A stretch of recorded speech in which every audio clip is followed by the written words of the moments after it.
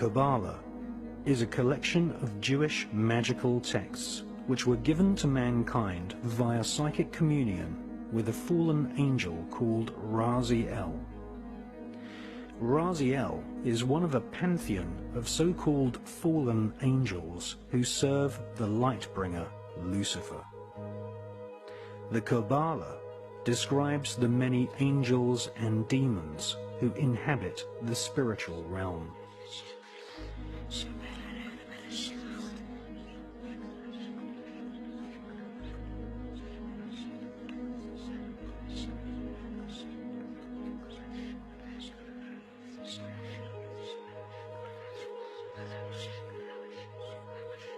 The Kabbalah gives Kabbalists a roadmap called the Tree of Life, which explains how to invoke and communicate with these powerful spirits.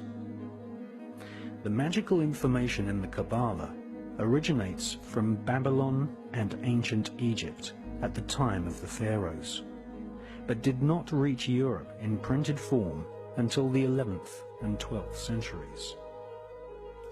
The sacred books of the Kabbalah are just a few thousand words long, but they contain complex descriptions of a spherical Earth, parallel universes, and the atomic nature of matter, ideas which have become common doctrine amongst modern physicists and astronomers.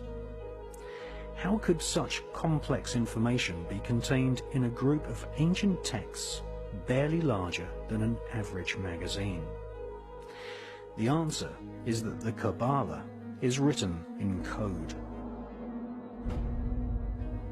Codes are used to conceal multi-layered complex information which would later be studied by medieval alchemists. Sir Isaac Newton and many leading scientists studied the rich occult sciences within the Kabbalah. There was a time when mysticism, religion, alchemy, astronomy, and astrology were studied as one Kabbalistically based tradition. Jewish physicist Albert Einstein conveyed pages and pages of complex calculations in a simple 5-symbol code. E equals mc squared. Modern-day quantum physics, chaos theory, and the notion of parallel universes can all be traced back to the original texts of the ancient Kabbalah.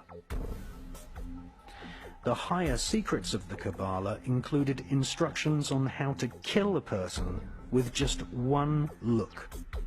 This is called the evil eye. The magical name for the evil eye is En-ha-Ra. In a wax cylinder recording made in 1921, we can hear British black magician and part-time espionage agent Allister Crowley invoking the fallen demon angel Raziel and En-Ra-Ha, the evil eye.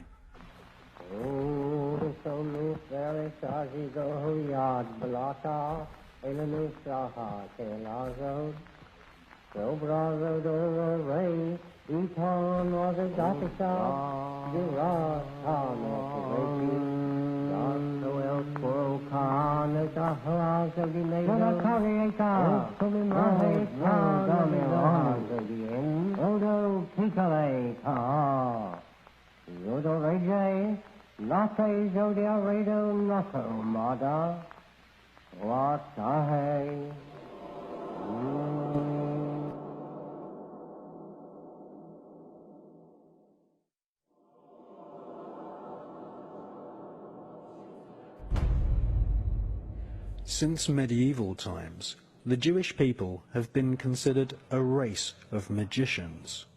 The biblical rabbis used shaman-type techniques to induce altered states of consciousness. Fasting, flagellation, and burying oneself up to the neck were all techniques used to prepare the rabbi magician for a battle through the 7 portals of the Kabbalistic Tree of Life, where they would eventually meet the supreme deity in a realm called the Merkaba. A strange version of vampirism, or blood drinking, is still practiced to this day by many rabbis, who suck the blood from the freshly severed foreskin of newborn babies.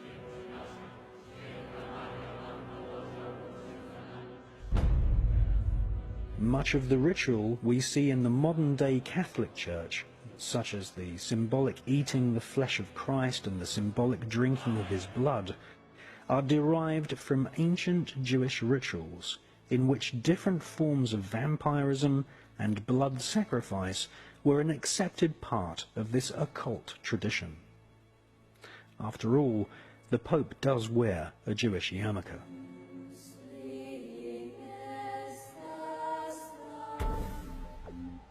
The collection of texts called the Kabbalah were eventually transcribed by Rabbi Isaac the Blind in Provence in the south of France during the 12th century. For the first time in its 6,000-year history, the ancient magical techniques of invoking fallen demonic angels and killing someone using the evil eye were put down on paper. The Kabbalistic writings of Isaac the Blind fell into the hands of a group of 9 French noblemen. These noblemen became known as the Knights Templar.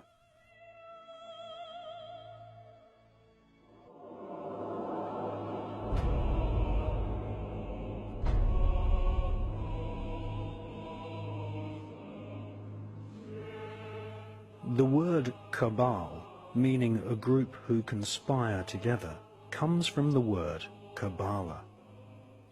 One such cabal, who were to later inspire a whole armada of black magic cults and Freemasonry, were the so-called Knights Templar. They laughingly called themselves the Poor Knights of Christ, but these men were far from poor. They deliberately styled themselves as monks so that they could go about their Luciferian Kabbalistic studies and conduct business without being taxed nor arouse suspicion from the Vatican. The Kabbalistic higher secrets of ritual sodomy, the evil eye, chanting incantations, necromancy, blood sacrifice, and invoking the fallen angels in service to Lucifer fascinated the French Knights Templar. They realized that the Kabbalah originated in Palestine, and once they had realized that the Kabbalah was the key to untold spiritual magical power, they cunningly planned a bloody crusade to Palestine in order to search for more Kabbalistic and magical artifacts. They eventually discovered and looted the Temple of Solomon. Solomon was a biblical magician king who is accredited with inspiring large parts of the corpus of works we now know as the Kabbalah.